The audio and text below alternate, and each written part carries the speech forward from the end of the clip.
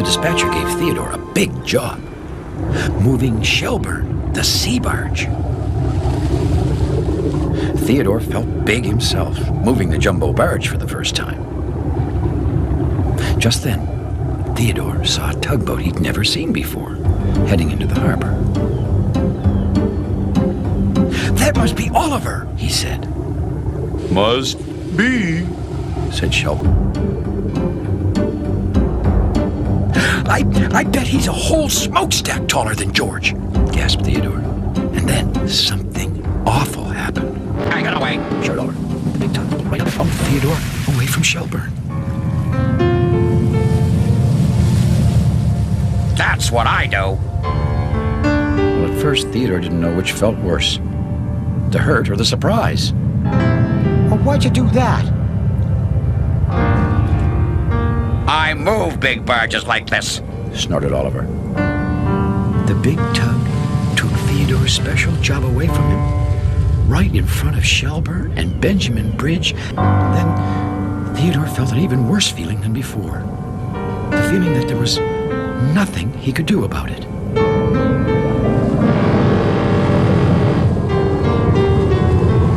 Nothing. Except go home. Oliver came rumbling right up behind Theodore as if he'd been waiting for him.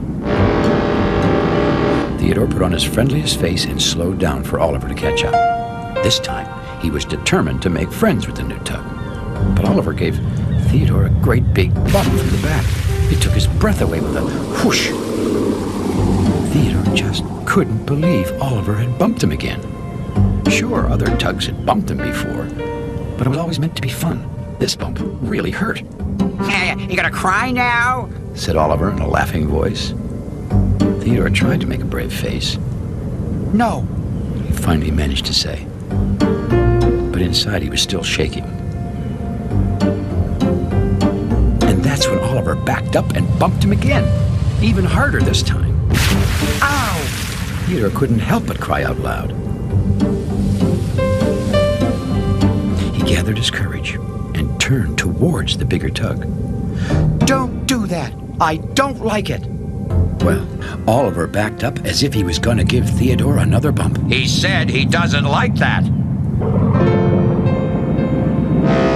"Leave my friend alone," shouted George.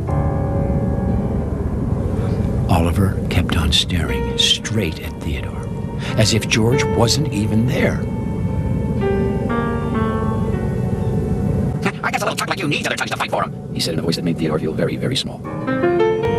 "We don't need you at all in this harbor," rumbled George. "I can move Owen as well as you can. Why don't you just go?" Kill yourself. Oliver just turned and floated off toward his dock as if he had all the time in the world.